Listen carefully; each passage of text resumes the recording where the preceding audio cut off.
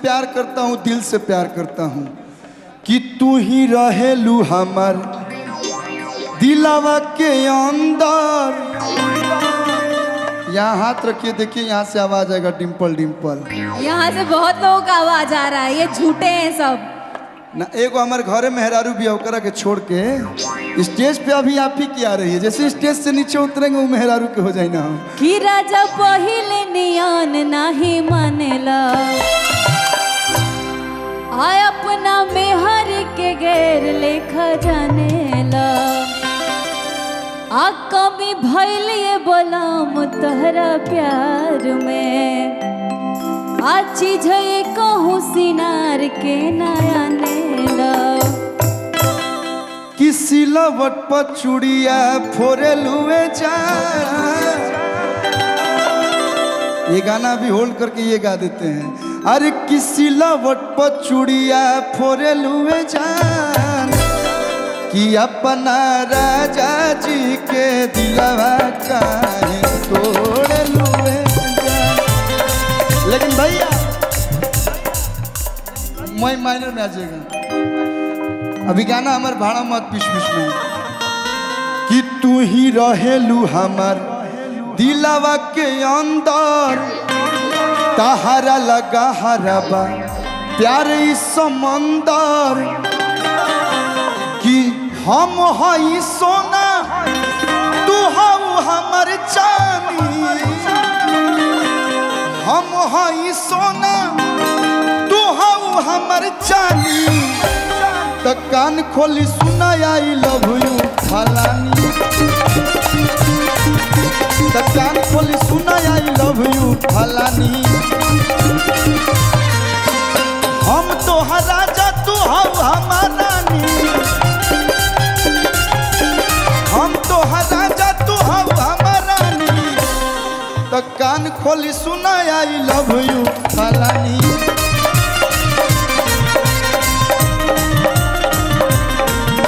तो कान खोली सुना आई लव यू फलानी, कान खोली सुना आई लव यू फलानी, कान खोली सुना आई लव यू फलानी।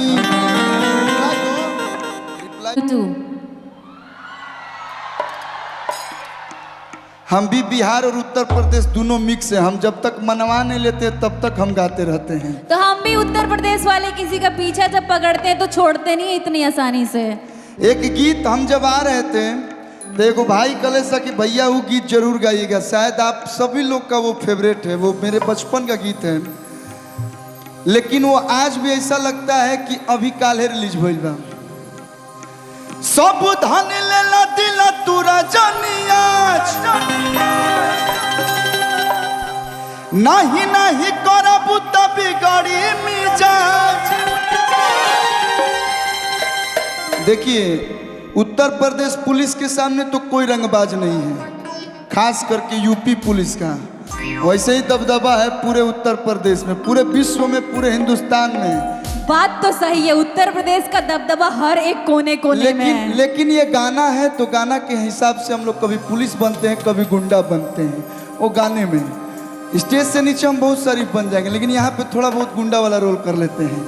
हाई रंग बाजाई हवा अरे केहू नहीं बोली, सुन ले बारी लोग ना आप लोग। चली समियाना में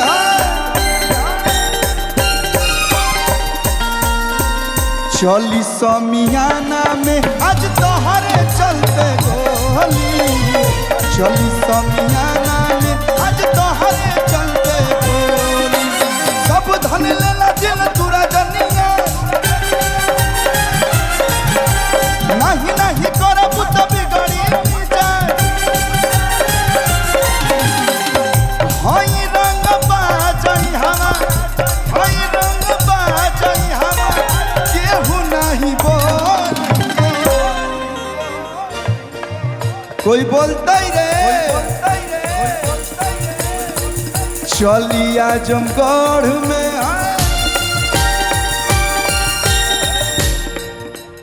सब भाई लोग के हॉले रुआ लोग के म्यूजिक में दब जाता। तो 1 मिनट के लिए बस होल्ड रखिएगा। हम कब से गा रहे थे, अब आप लोग हमारे साथ थोड़ा सा गा लीजिए। गाएंगे ना? चली समियाना में, आवाज और जोर से तनी होके, चली समियाना में, तो चली समियाना में आज तो हर चलते गोली, चली समियाना में आज तो हर चलते गोली।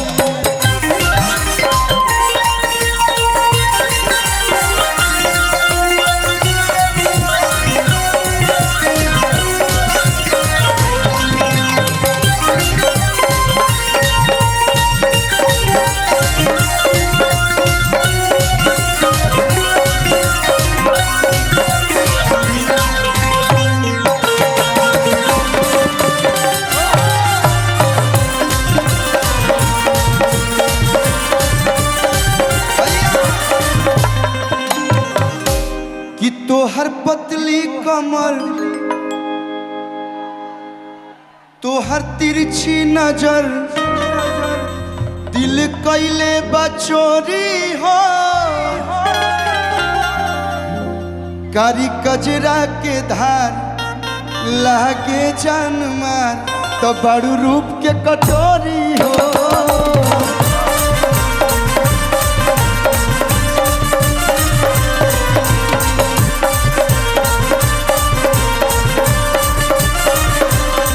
तोहर पतली कमर, तोहर तिरछी नजर, दिल कैले बचोरी हो, कारी कजरा के धार लागे जान मार, बड़ रूप के कटोरी हो।